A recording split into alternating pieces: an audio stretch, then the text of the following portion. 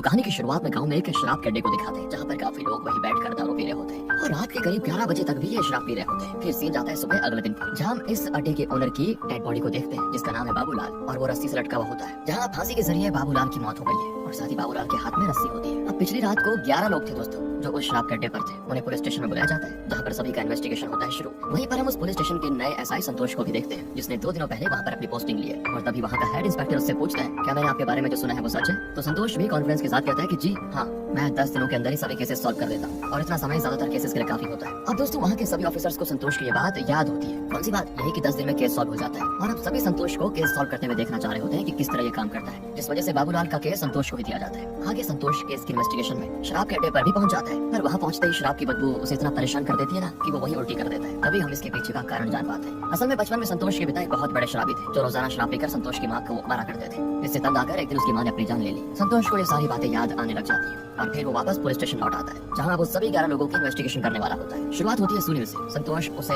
देखते समझ जाता है कि ये तो मिलिट्री का आदमी है, और जब वो इस बारे में सुनील से पूछता भी है तो सुनील का जवाब आता है कि मैं पहले मिलिट्री में था और अभी मैं वहाँ से रिटायर होकर रियल एस्टेट का काम कर रहा हूँ। संतोष फिर सुनील से पिछली रात के बारे में पूछता है। सुनील बताता है कि शराब के अड्डे पर 3 कमरे हैं। मैं अपने कुछ दोस्तों के साथ एक कमरे में शराब पी रहा था और कुछ लोग तीसरे कमरे में पत्ते खेल रहे थे। तभी हमने गौर किया कि अचानक से 2 लोगों के बीच लड़ाई शुरू हो गई है। अब उन दोनों कमरों से भी लोग बाहर आ गए और उन दोनों को रोकने के लिए चले गए। और तभी हम जैसे दूसरे कमरे में पहुंचे, हमने देखा कि बाबूलाल की लाश दूसरे कमरे में लटकी हुई है, और ये देखकर हम सभी डर गए थे। सुनील इतना ही बताता है। इसके बाद संतोष उन 11 लोगों में से एक और आदमी को बुलाता है, जहाँ अपने ऑफिसर से संतोष को पता चलता है कि ये आदमी तो एक चोर है। फिर उस चोर से सवाल पूछने पर वो चोर भी वैसी बातें बताता है। इसके बाद वहीं से आगे बताना शुरू करता है जहाँ पर सुनील ने खत्म किया था। वो कहता है कि बाबूलाल की लाश देखते ही हम डर गए थे और हमने उसको नीचे उतारा और उसे होश में लाने की कोशिश की, और तब तक बहुत देर हो चुकी थी, वो मर चुका था। इसके बाद ही सुनील ने पुलिस को कॉल किया था, और तब सुनील ने जैसे बाबूलाल को देखा ना, उसने ये खुद कह दिया था कि ये कोई सुसाइड नहीं मर्डर है। और ऐसा सुनील ने इसीलिए कहा था क्योंकि शराबी अड्डे में आने के लिए सिर्फ 2 रास्ते थे, जिसमें से एक दरवाजा बंद था और दूसरे दरवाजे पर अंदर से ताला लगा हुआ था, जिस वजह से कोई अंदर आ ही नहीं सकता, और जाहिर सी बात है कि कोई बाहर जा नहीं सकता। इसलिए ये मर्डर हम में से किसी 11 लोगों ने किया है, ऐसा सुनील ने कहा था पहले। अब वो चोर संतोष को सारी बातें बताता है। इसके बाद संतोष कुछ और लोगों को भी बुलाता है, और उनसे संतोष को एक बहुत ही अलग बात पता चलती है, जिस बारे में हमें बाद में पता चलेगा। उसी शाम को संतोष वापस शराब के अड्डे पर आ जाता है, जहाँ पर इन्वेस्टिगेट करने से पहले उसे ये पता चलता है कि पिछली रात बारिश हो गई थी, जिस वजह से अगर कोई बाहर से आदमी आया भी होगा तब उसके पैरों के निशान जो कि कीचड़ में लिपटे होंगे वो जरूर हर जगह फैले होंगे फर्श पर, और यहाँ तो कुछ है नहीं ऐसा। साथ ही ये मर्डर किसी पैसों के लिए भी नहीं किया गया, क्योंकि अड्डे से पैसे चोरी हुए ही नहीं। और फिर संतोष इसीलिए इतना श्योर होता है कि ये मर्डर ही है, क्योंकि बाबूलाल ने अगर आत्महत्या की होती तब उसके चेहरे पर उसके पैर के निशान जरूर होते, उसके हाथों पर रस्सी के निशान होते, और काला रंग भी होता, क्योंकि जिस रस्सी से बाबूलाल लटका हुआ था उस पर हल्का काला रंग भी लगा हुआ था। पर ऐसा कुछ नहीं था, इसलिए संतोष पूरी तरह से श्योर होता है कि ये पक्का कोई मर्डर है। इसके साथ ही संतोष को बाबूलाल की डायरी से 4 पेजेस गायब नजर आते हैं। इसका मतलब है कि 4 पेजेस पर कुछ तो ऐसी बातें लिखी थी जो कि मर्डर नहीं चाहता था कि किसी को पता चले। यहाँ संतोष को मर्डर के बारे में एक और बात भी पता चलती है कि मर्डर लेफ्ट हैंडेड है, क्योंकि रस्सी के निशान बाबूलाल के गले के दाईं यानी कि राइट साइड निशान आए हैं, जो कि लेफ्ट साइड से रस्सी खींचने की वजह से हुआ होगा। संतोष ये सब इन्वेस्टिगेट कर ही रहा होता है कि तभी उसे फिर से शराब की बदबू से उल्टी आ जाती है, और वो इन्वेस्टिगेशन को ही रोक देता है। अगली सुबह संतोष मरिंडा नाम की औरत को बुलाता है, जो कि कनन नाम के एक आदमी की वाइफ होती है। कंफ्यूजन, कौन कनन कौन मरिंडा? रुकिए जरा। तो कनन बाबूलाल का ही एक तरह से मैनेजर होता है, जो कि शराब के अड्डे को संभालता है, और वो थोड़ा डिसेबल भी है। उस रात कनन अड्डे को बंद करने से पहले सभी को वहाँ से बाहर निकालना होता है, जिसमें 11 कस्टमर्स जिद पर बैठे होते हैं वैसे कि वो बाहर नहीं जाएंगे, और वही 11 कस्टमर्स अभी शक के घेरे में है। थोड़ी देर पहले मैंने कहा था कि संतोष को एक बहुत ही अलग बात पता चली है, तो वो ये बात है कि इन्वेस्टिगेशन के दौरान जब संतोष उस चोर को घर भेजता है ना, और कुछ और लोगों को इन्वेस्टिगेशन के लिए बुलाता है, तब उन लोगों से संतोष को पता चलता है कि काफी लोगों को करण पर शक है। ऐसा इसीलिए क्योंकि ये बात हर जगह फैली हुई है कि बाबूलाल और करण की वाइफ मरिंडा का अफेयर चल रहा था,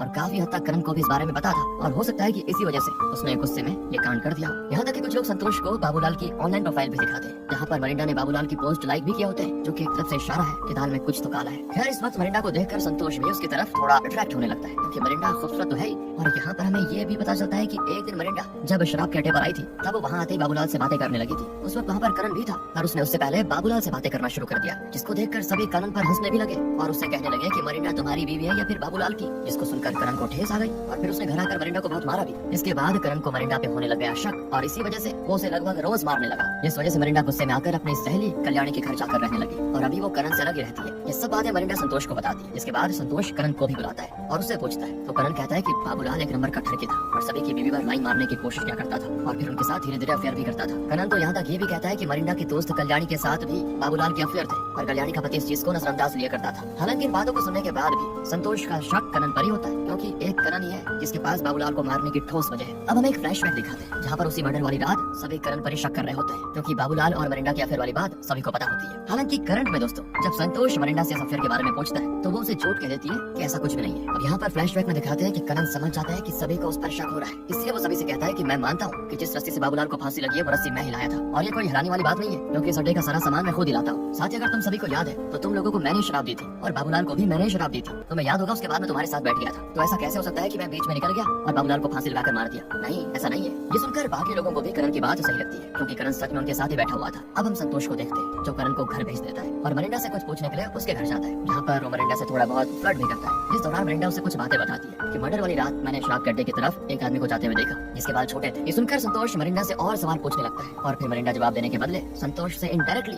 पैसे मांगने लगती है, यानी कि पैसे दो और फिर मैं जवाब देती हूँ। ये देख संतोष को बड़ा गुस्सा आता है और मरिंडा से वो कहता है कि मैं खुद पता लगा लूंगा। इसके बाद आता है पुलिस स्टेशन। अब वो फिर से करण को बुलाता है और इस बार पूछताछ में करण फिर से एक नई बात बताता है। कहता है कि कुछ समय पहले गांव में जॉय नाम का एक आदमी की डेड बॉडी आई, नदी में मिली थी और जॉय को किसी और ने नहीं बाबूलाल ने मारा था। असल में जॉय और बाबूलाल की बहुत बड़ी लड़ाई हो गई थी, जिस वजह से बाबूलाल ने उसको मरवा दिया और बाबूलाल की बहुत अच्छे पॉलिटिकल कनेक्शंस भी थे, जिस वजह से पुलिस ने भी बाबूलाल के खिलाफ कुछ नहीं किया। अब इस बारे में जानकर संतोष इसको लेकर थोड़ी और इन्वेस्टिगेशन करता है, पर जॉय के केस में उसे बाबूलाल का नाम दूर दूर तक कहीं नजर नहीं आता। इसके बाद किसी वजह से संतोष का शक सुनील पर जाने लगता है, ये सोचकर कि सुनील एक ट्रेंड मिलिट्री वाला है, तो अगर वो किसी को मारना चाहेगा तो उसे कई तरह के पता होंगे सामने वाले को किस तरह मारा जाए। हालांकि हो सकता है कि ये बात सच भी हो, लेकिन संतोष के पास ये प्रूव करने के लिए कोई प्रूफ नहीं होता, जिस वजह से संतोष का सीनियर उसके पास आता है और कहता है कि अगर तुम इस केस को सॉल्व नहीं कर सकते हो तो बता दो, क्योंकि हम इतना टाइम नहीं दे सकते इस केस में। ये सुनकर संतोष और तेजी से केस को इन्वेस्टिगेट करने लगता है और फिर से जाता है मरिंडा से मिलने, जहाँ इस बार मरिंडा संतोष को ठीक से बता देती है कि उसने उस रात क्या देखा था। मरिंडा बताती है कि मैंने उस रात दो आदमियों को शराब के अड्डे के पास देखा था, जिसमें एक काफी लंबा आदमी था। ये जानकारी पाकर संतोष खुश होता है। इसके बाद मरिंडा कहती है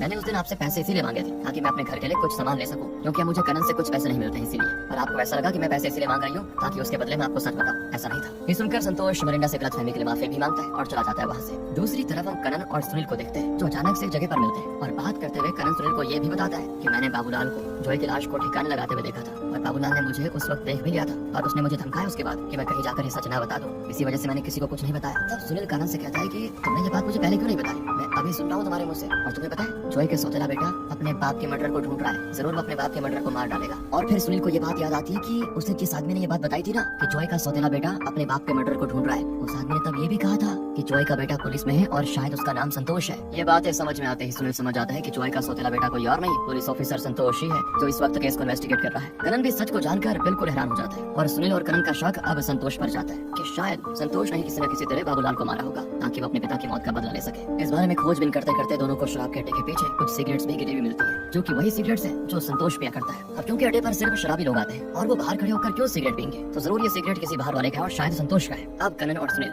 शराब के अड्डे पर जाकर बाबूलाल के मर्डर को रिक्रिएट करने लगते हैं, जिससे इनको ये पता चल सके कि असल में किस तरह बाबूलाल की मौत हुई होगी। इस दौरान दूसरी तरफ संतोष मरिंडा के घर के बाहर होता है और संतोष रात में मरिंडा के घर इसीलिए आया क्योंकि मरिंडा संतोष को कॉल करके कहती है देखो मुझे ऐसा लग रहा है कि कोई मेरे घर में घुसने की कोशिश कर रहा है और शायद वो मुझे मार देगा। यही सुनकर संतोष मरिंडा को बचाने के लिए उसके घर आ जाता है, पर तब वहाँ मरिंडा के अलावा कोई नहीं होता, जिस वजह से संतोष वहीं रुक जाता है। और तब संतोष को अपने ऑफिसर का आता है कॉल, जो उसे बताता है कि शराब के अड्डे पर एक और लाश मिली है। जब संतोष वहाँ जाकर देखता है तो उसे वहाँ पर सुनील की लाश नजर आती है, जिसे देखकर संतोष एक ही वक्त पर हैरान और कंफ्यूज भी होता है, क्योंकि अब तक संतोष को सुनील पर ही शक था, लेकिन अब इसे किसने मार दिया? साथ ही शराब के अड्डे को आग भी उस मर्डर ने लगाई है। सीन जाता है फ्लैशबैक में, जहाँ पर हम सुनील और करण को मर्डर सीन रिक्रिएट करते हुए देखते हैं, जहाँ करण रस्सी को बाहर से अंदर फेंकता है और सुनील से कहता है कि इस मर्डर में 2 जन तो शामिल होंगे, क्योंकि अगर कोई यहाँ अंदर बाबूलाल के गले में रस्सी डाल रहा होगा तो बाहर से पक्का किसी ने उस रस्सी को खींचा होगा। अब ये सुनते ही सुनील को करण पर हो जाता है शक। वो करण से कहता है कि मुझे पता चल गया है कि तुमने और मरिंडा ने ये मर्डर किया है। तुमने रस्सी को शराब के नशे में बेहोश बाबूलाल के गले में डाला होगा और मरिंडा ने फिर बाहर से रस्सी खींची होगी। साथ ही मरिंडा कल्याणी के घर के करीब भी रह रही है, जो कि शराब के अड्डे से बहुत ही करीब है, और मर्डर करने के बाद मरिंडा फिर से वापस चली गई होगी, जिससे किसी को उस पर शक न हो। ये सुनकर करण समझ जाता है कि अब सच सामने आ गया है और वो सुनील पर हमला कर देता है, जिस दौरान सुनील को घायल करके वो बता देता है कि ये सब एक तरह से तुम्हारी वजह से हुआ था। सीन जाता है फ्लैशबैक में, जहाँ हम देखते हैं कि करण को बाबूलाल का सच पता था कि बाबूलाल ने ही जॉय को मारा। करण ये बात सुनील को एक दिन बताने जाता है, पर बताने से पहले ही बाबूलाल को ये बात पता चल जाती है, जिस वजह से वो उसी शाम करण के घर आकर उस पर और मरिंडा पर हमला कर देता है और दोनों को बहुत मारता भी है, जिससे क्या होता है मरिंडा के पेट में जो करण का बच्चा है ना वो भी मर जाता है। जिसके बाद उस दिन से मरिंडा और करण बाबूलाल को मारने का प्लान बनाने लग गए थे। करण का मरिंडा पर शक करना, उसे मारना,